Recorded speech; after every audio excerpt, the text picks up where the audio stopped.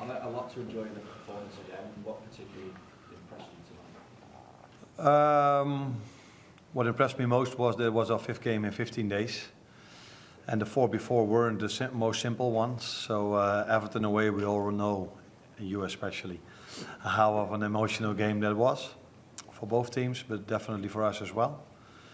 And then Wolves, and then 2 difficult away games with Villa and City. So to show up the way we did tonight, hardly conceding a chance against a very good team like Newcastle, is a big compliment for the players, how they handled these 5 games in 15 days. You know, thinking as well, freshness in some players, certainly in the first half, Ryan and Dominic in particular, how do you manage to get that freshness into the lads, given the workload that they've had? Yeah, I've explained already a few times that that's the biggest reason why I didn't took these players to Plymouth Argyle, because then they have to travel again, they're away from home for a long time, they might have to play for 10, 15, 30, 45 minutes, because I would have definitely used them if I would have taken them, and that means for them no rest, and that's why I didn't take them to PSV Eindhoven as well, because I believe in the fact that these players are able to play 5 and 15 days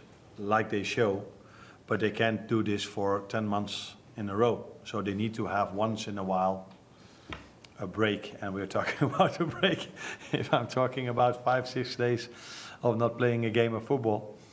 So that's why I'm still a bit disappointed that we don't play in the weekend, because then of course Mo wouldn't have played, of course Virgil wouldn't have played, but it would have been an ideal moment for the likes of Harvey Elliott, Gerard Kwanzaa, Federico Chiesa and all the others to get some playing time as well, to keep them ready for the end phase of the season. So unfortunately we're out. But that also means that the players have 2 days off now, and then from Saturday onwards we fully focus on Paris Saint-Germain again. 24 league games unbeaten now, 13 points clear at the top of the table. How close does the league title feel now? I don't know, because I don't think that way. I think about Paris Saint-Germain already, and what you don't know, but what I do know, because I watched them against City, because we play City. And I'm impressed. I'm impressed by the quality they have. I think they are in a similar run as we are. Hardly lost any single game for a long time. Although I'm not always correct in data, because 2 days ago my son told me that I made a big mistake by saying that Cristiano Ronaldo never played in the Premier League. So I'm not sure if Paris Saint-Germain has the same run as ours, but they're doing really well. So my main focus is on Paris Saint-Germain. I forget the league table now, I forget the Premier League for now, till the moment we play Southampton again, or till the moment we've played against Paris Saint-Germain, then I start to think about the Premier League again. On the evidence of tonight and Sunday, would you say you're actually getting stronger at a critical phase of the season? I think what impressed me most was the mental strength in both games, because after Everton, a bit, Wolves, maybe a bit after the Villa game, people start to question us a bit. And normally when players or people get questions, you always see extra work rate, so that's quite normal. That's also what I saw us doing against City, but if you get a lot of compliments, 8 out of 10 people get a bit complacent, is that the way you say it here? But only the ones that want to achieve something don't, and that mentality of these 2 out of 10 I saw tonight, because they just found an extra gear to work even harder. We weren't perfect. I think we lost more simple balls than we usually do. But the mentality was great again, as well as the squad performance. I'm not talking about the team performance, but the squad performance. Arne, you mentioned PSG. They're on great run of form, 9 straight wins, a lot of key players in form, a lot of attacking players in form. Are they a team to be feared? I don't think we fear teams. I don't think the likes of Liverpool, Arsenal, Paris Saint-Germain, Barcelona, Real Madrid, these kind of clubs don't fear opponents, but we definitely respect them. And there's a reason for that, and that's what you just said, that they've won so many games in a row and they have so many quality players. So I think it's going to be a very interesting game for everyone who loves football. I would be surprised if there's another game at the same moment, if people who are neutral watch a different game than that one.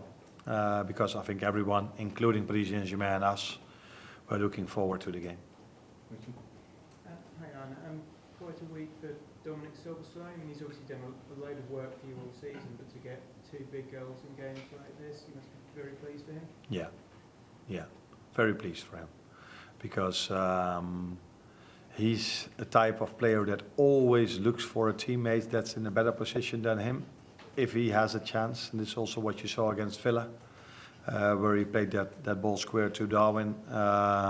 So for him to be on the score sheet now, for a player that is humble as he is when he gets a chance, but especially because of his unbelievable work rate, what he does for the teams, he definitely deserves.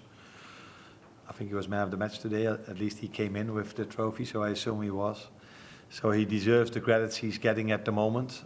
He already got my credits every single time he played for us, but probably he gets it now even more for the people that are judging players not only on work rate but also on goals and assists.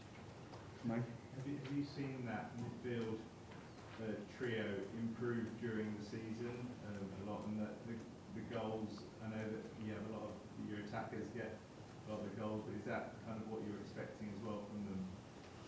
Yeah, I think they've improved, but if I would have told you now that they didn't improve or no one improved, then probably I give myself a lot of criticism.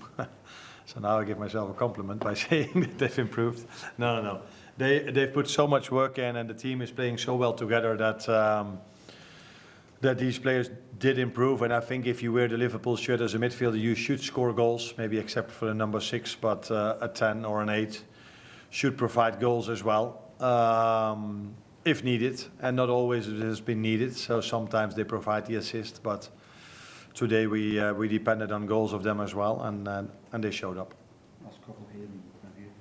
How was it watching from up in the stands? Is it more stressful or less stressful being up there? A bit of both.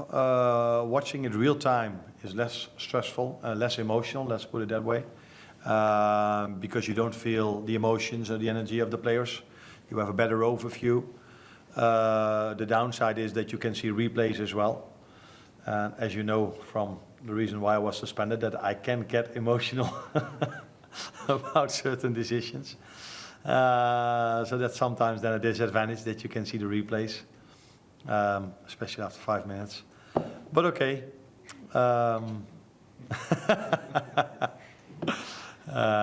Great team performance. Last one here.